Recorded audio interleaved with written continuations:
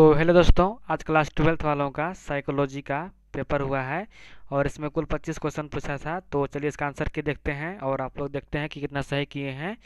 तो दोस्तों, आप लोग कितना सही किए हैं इसको कमेंट करके बताइएगा। चलिए इसका पहला क्वेश्चन देखते हैं। इसका जो पहला क्वेश्चन पूछा था कि बुद्धि के पास मॉडल किसने प्रस्तावित किया था। तो बुद्धि के पास जो मॉडल था उसको जेपी दास ने प्रस्तावित किया था। ठीक है, चलते हैं क्वेश्चन नंबर 2 की ओर। क्वेश्चन नंबर 2 है कि किस आयु के बच्चे में अभी क्षमताएं स्पष्ट रूप से दिखाई दिखाई पड़ने लगती है। तो 7 से 10 वर्ष के जो बच्चे हैं उसमें अभी क्षमताएं स्पष्ट रूप से दिखाई देने लगती है। ठीक है, क्वेश्चन नंबर 3 यहाँ पर पूछा था कि बुद्धि के कितने प्रकार हैं। तो बुद्धि के 4 प्रकार है। ठीक है, चलते हैं आगे। क्वेश्चन नंबर यहाँ पर 4 है कि सेल्डन के अनुसार शारीरिक बनावट का आधार निम्न में से कौन नहीं है। तो लंबाकार जो है वो सेल्डन के अनुसार शारीरिक बनावट नहीं है। ठीक है, यहाँ पर अगला क्वेश्चन है। क्वेश्चन नंबर 5 है कि निम्नलिखित में कौन प्रभु ग्रंथि है, यानी कि मास्टर ग्लैंड कौन है। तो ये पीयूष ग्रंथि हो जाएगा। पिट्यूटरी ग्लैंड जो है वो प्रभु ग्रंथि यानी कि मास्टर ग्लैंड है।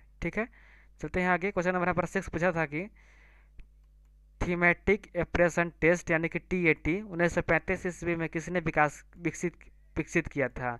तो जो टीएटी था 1935 में इसको मार्गन और मर्रे ने विकसित किया था यानी कि डेवलप किया था।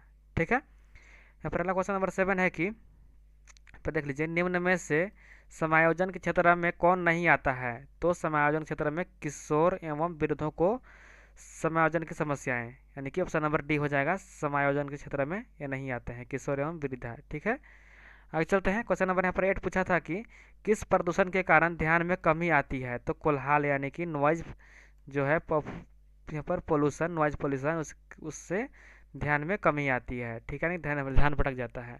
ठीक है, पर क्वेश्चन नंबर 9 पूछा था कि निम्न में कौन निर्धनता का कारण नहीं है। तो भ्रष्टाचार का उन्मूलन जो है ये निर्धनता का कारण नहीं है। बाकी बृहद जनसंख्या, संपत्ति का समान वितरण, बेरोजगारी सभी जो है वो निर्धनता का।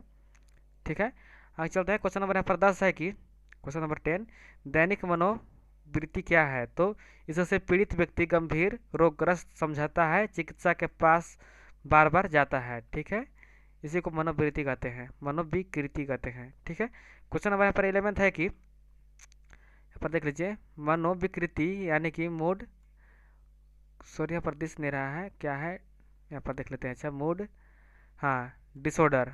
ठीक है, मूड डिसऑर्डर कितने प्रकार की होती हैं। तो जो मूड डिसऑर्डर होती है यानी कि मनोविकृतियाँ ये 2 प्रकार की होती है। ठीक है, 2 प्रकार की होती है। क्वेश्चन नंबर यहाँ पर 13 है कि मनोभाव यानी कि मूड डिस्टर्ब जो है, मूड डिसऑर्डर से पीड़ित व्यक्ति आत्महत्या करने की कोशिश करते हैं। ठीक है, जो मनोभाव यानी कि मनोभाव से पीड़ित है यानी कि मूड डिसऑर्डर है वो आत्महत्या करने की कोशिश करता है। ठीक है, क्वेश्चन नंबर यहाँ पर 13 पूछा था कि बाल अपराधी के व्यवहार में सुधार लाने के लिए कहाँ रखा जाता है। तो उसे बाल सुधार गृह में रखा जाता है। ठीक है, सुधार करने के लिए जो बाल अपराधी है। यहाँ पर क्वेश्चन नंबर 14 है कि आयुर्वेद में जीवन शैली के मूल तत्व कितने हैं। तो आयुर्वेद में जीवन शैली के कुल 4 तत्व हैं। ठीक है, आगे चलते हैं। यहाँ पर अगला क्वेश्चन है कि फ्रायड के अनुसार मनोलैंगिक विकास की अवस्थाएं कितनी है। तो जो फ्रायड है, फ्रायड के अनुसार 5 जो है वो मांगलिक विकास की अवस्थाएं हैं। ठीक है, आगे चलते हैं। क्वेश्चन नंबर 16 यहाँ पर है कि रैकी शब्द क्या है। तो रैकी एक जापानी शब्द है। ठीक है, रैकी एक जापानी शब्द है। क्वेश्चन नंबर 17 पूछा था कि भारत में पूर्णधारणाओं को नियंत्रित करने के उपायों से कौन संबंधित नहीं है। तो पूर्णधारण को दूर करने की, यहाँ पर नहीं हो जाएगा, यहाँ पर हो जाएगा, ये क्वेश्चन नंबर डी हो जाएगा, पूर्ण सम्मत विश्वास। ठीक है, पूर्ण सम्मत विश्वास हो जाएगा। ये भारत में पूर्ण धारणाओं को नियंत्रित करने का उपाय है। ठीक है, ऑप्शन नंबर यहाँ पर डी हो जाएगा।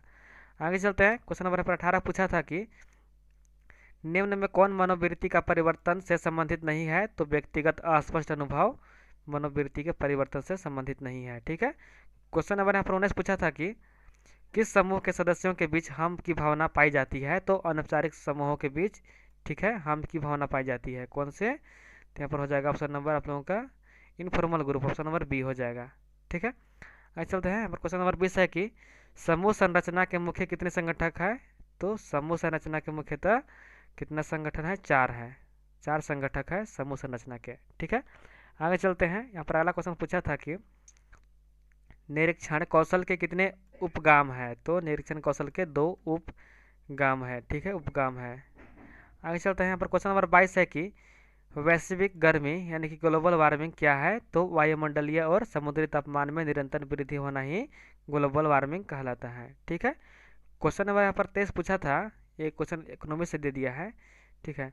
कह रहा है कि भारत में निर्धनता रेखा बनाई गई है, ग्रामीण क्षेत्रों में निर्धनता रेखा कितने कैलोरी का निर्धारित किया जाता है? तो ग्रामीण क्षेत्र में यहाँ पर 2400 कैलोरी हो जाएगा। और यहाँ पर पूछता है कि जो शहरी क्षेत्र है तो शहरी क्षेत्र में 2100 कैलोरी, ठीक है। तो यहाँ पर ग्रामीण पूछा था, इसलिए ऑप्शन नंबर आप लोगों का ये हो जाएगा 2400 कैलोरी, ठीक है।